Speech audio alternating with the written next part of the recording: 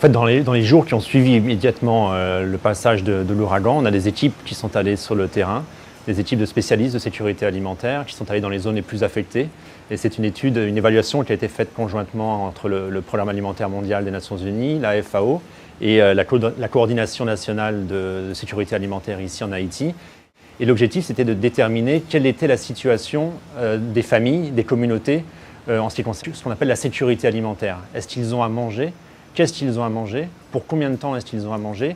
Et comment est-ce que la situation risque d'évoluer? Donc c'est des études qui sont cruciales à faire dans l'immédiat d'une crise. Ça s'est fait ici en Haïti, mais ça se fait dans le monde entier, pour savoir quels sont les besoins de la population. On ne peut pas aller dans tous les villages, mais on peut avoir une idée de ce que les gens ont à manger chez eux, de quel argent ils ont éventuellement disponible, est-ce qu'ils ont les moyens d'aller sur les marchés acheter quelque chose, est-ce que les marchés eux-mêmes sont ouverts. Donc ça nous donne une idée qui nous permet d'avoir des conclusions assez rapidement sur la situation alimentaire de la population et voir quelles sont les zones d'intervention prioritaires sur lesquelles nous devons travailler.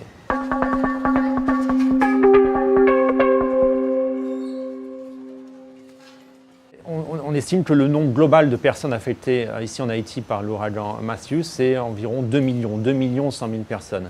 Mais pour ce qui concerne la sécurité alimentaire, on estime qu'il y a un petit peu plus que 800 000 personnes qui sont dans un besoin urgent d'assistance alimentaire. C'est-à-dire c'est les zones sur la carte qu'on a réalisée qui sont vraiment catégorisées en rouge, c'est-à-dire c'est tout le département de Grande-Anse, une grande partie du département du Sud également. Ça veut dire quoi? Ça veut dire que dans ce département, il y a 75% des foyers, au moins, qui ont été sinistrés. Ils ont perdu leur capacité de travail, ils ont perdu leurs aliments, ils ont perdu souvent leur maison, ils ont perdu leur cheptel, et c'est des zones où l'agriculture a été dévastée.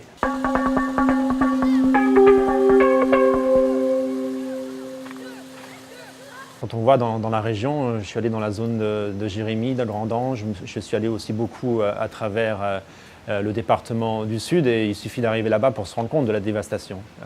Et on se rend compte que tout le monde est vulnérable. Donc la question, c'est d'essayer de faire des priorités. Qui a vraiment besoin d'une aide, d'une assistance immédiate? Donc c'était ça l'objectif du travail.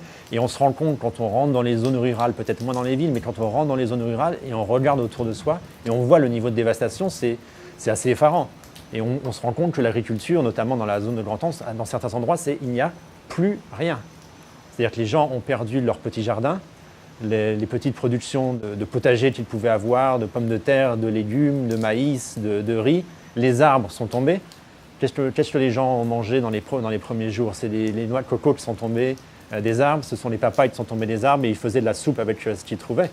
Donc c'est évident que ça les nourrit pendant quelques jours, mais ce n'est pas suffisant. Il faut qu'à long terme, ils ont une nourriture qui soit d'un niveau nutritif suffisamment élevé pour être en forme, pour être capables eux-mêmes de reconstruire leur vie. Et c'est là que nous, on intervient pour leur amener justement cette assistance alimentaire qui leur permet de les aider, en tout cas, à reconstruire leur maison, à reconstruire une capacité économique pour, à long terme, être à nouveau capable d'être indépendants économiquement.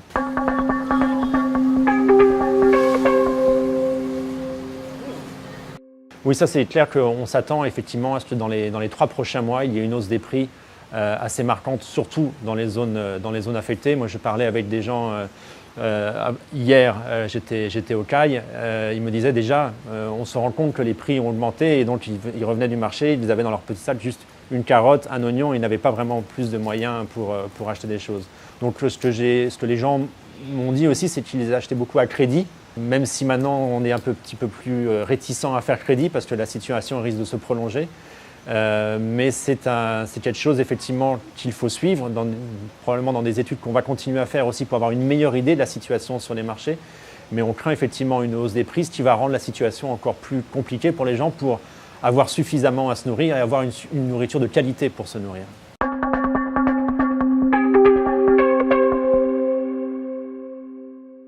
Dans l'immédiat, on apporte une aide alimentaire d'urgence. C'est-à-dire qu'on va, j'ai été témoin moi-même de distribution, on va dans les abris, on va voir les familles, combien est-ce qu'il y a de personnes ici, combien est-ce qu'il y a d'enfants ici, et on laisse, en fonction de ce nombre-là, des sacs d'assistance alimentaire qui consistent essentiellement, c'est du riz pour l'essentiel. Après, nous avons soit des haricots, ou des pois et également de l'huile végétale. Dans certains cas, également, nous distribuons du sel. Donc on va dans les abris. J'ai vu ça beaucoup sur la route qui sort de Jérémie, qui va en direction de la piste de l'aéroport et qui après continue vers Abricot.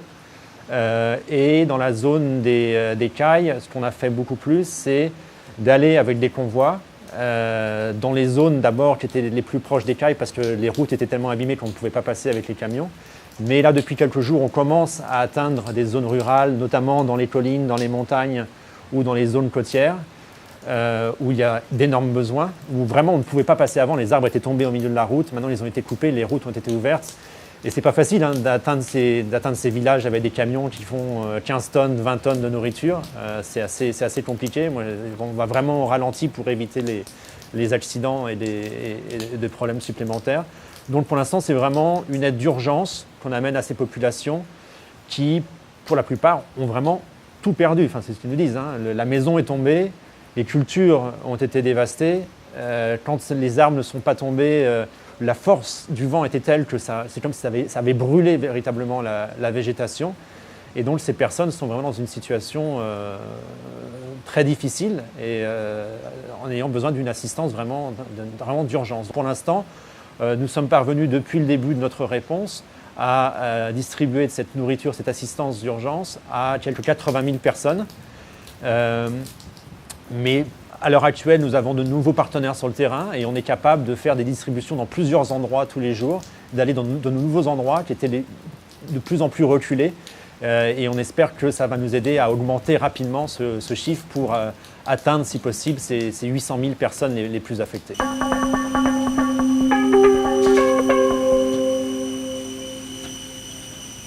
En fait, ce qui était bien, c'est qu'on avait, avant l'ouragan, on avait déjà de la nourriture prépositionnée ici, justement en prévision d'une situation d'urgence. Donc c'est toujours un travail que l'on fait. Et on avait ici à Port-au-Prince déjà une grande quantité de nourriture. Et en fait, depuis l'ouragan, nous avons déjà transporté d'ici à Port-au-Prince plus de 2000 tonnes de nourriture. Pour vous donner une idée, ça serait environ peut-être une centaine de camions remplis vraiment à ras-bord de nourriture. On a aussi transporté de la nourriture par hélicoptère grâce à l'assistance de l'armée américaine qui transportait dans les hélicoptères à Jérémie notamment. À chaque fois 2 tonnes et on est arrivé à plus de 100 tonnes de nourriture apportée là-bas. Donc la nourriture est là, on en a d'autres qui est déjà en route et maintenant c'est une question qui est malheureusement récurrente, c'est la question des fonds. Pour l'instant, il y a eu un appel qui a été lancé par la communauté humanitaire en Haïti de 120 millions de dollars pour la réponse d'urgence pour les 3 prochains mois en Haïti. Et pour ce qui concerne simplement la sécurité alimentaire, donc ce dont s'occupe le programme alimentaire mondial, on a besoin de 46 millions de dollars. Pour l'instant, on a reçu environ 16-17 millions. Donc il nous manque encore beaucoup d'argent. On travaille avec, c'est ce qu'on fait beaucoup ici, de travailler avec les donateurs, de les informer de la situation, qu'ils soient bien conscients des besoins qui existent ici pour permettre effectivement à ce que ces fonds arrivent et qu'on puisse acheminer cette nourriture, pas simplement maintenant, pas simplement cette semaine ou la semaine prochaine, mais sur le long terme, sur les 3 prochains mois au moins, pour aider les gens à retrouver un niveau de vie.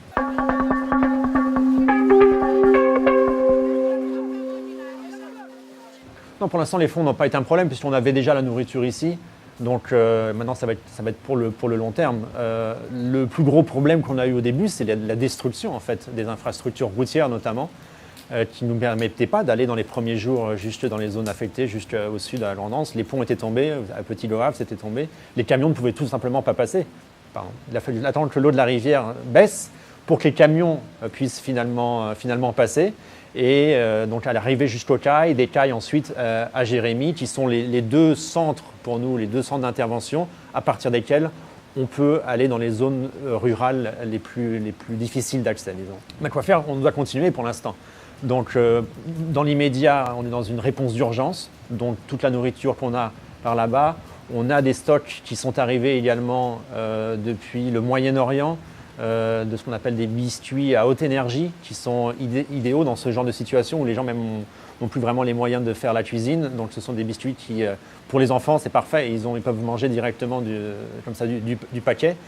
Donc ça arrive. On a des fonds pour l'instant pour faire nos distributions. mais très vite, ils vont manquer et ça va nous poser un problème dans le long terme si jamais nous n'avons pas de donations supplémentaires. Pour l'instant, on travaille sur une période de 3 mois. Donc ces fonds, c'est 46 millions de dollars qui ont été demandés pour la sécurité alimentaire. C'est pour une période de 3 mois. De ces 46 millions, on n'a trouvé que 16 millions. Donc vous faites les mathématiques rapidement. Ça veut dire que d'ici quelques semaines, on n'aura plus de fonds pour intervenir.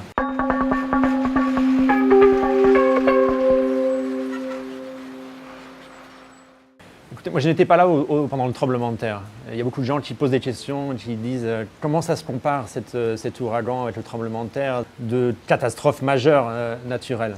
Alors évidemment, le tremblement de terre, il y avait eu un chiffre effarant de morts, plus de 200 000 personnes qui étaient décédées. Là, on est à peine à 1000 personnes avec cet ouragan. Mais ce que beaucoup de gens me disent aussi, c'est que non seulement leurs maisons ont été détruites, mais leur capacité économique a été détruite. Ce avec quoi ils gagnent leur vie tous les jours a été détruit. Et ce sont des zones agricoles essentiellement. Donc les gens ont perdu leur culture, ont perdu leur cheptel. Pour les pêcheurs, pas tous, mais une grande partie, leurs bateaux, leurs filets qui ont été détruits ou qui ont été simplement emportés par les eaux. Donc ça, c'est quelque chose, on voit, qui est vraiment sur le long terme. Pour ce qui est de la préparation, encore une fois, je n'étais pas là, mais ce que beaucoup de mes collègues me disent, c'est qu'il y a une bien meilleure coordination entre les différentes agences qui interviennent, avec également le gouvernement haïtien, au niveau national, mais aussi au niveau local. On travaille vraiment, les réunions sont ensemble, les décisions sont prises ensemble, et ça aide beaucoup la réponse sur le terrain.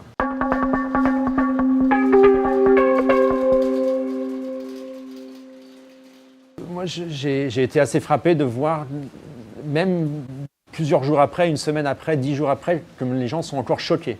Comment ils décrivent cette nuit où le vent est arrivé et qu'ils ont commencé au départ à entendre les tôles bouger les unes contre les autres quand le vent commençait à augmenter et de plus en plus fort, et les branches qui commençaient à tomber, et l'état de panique dans lequel ils se sont sentis, parfois en train de fuir leur maison en plein milieu de la nuit, dans la tempête, pour essayer d'aller dans une école ou dans une église qui était plus solide. Et toujours de retourner une semaine après, de voir les gens qui sont épuisés, qui sont fatigués et qui sont encore sous l'état de choc, qui ont besoin d'aide, qui ont besoin de leur dire aussi qu'on est là, qu'on ne les oublie pas. Ou ka suiv nou sou Facebook, Twitter ak YouTube.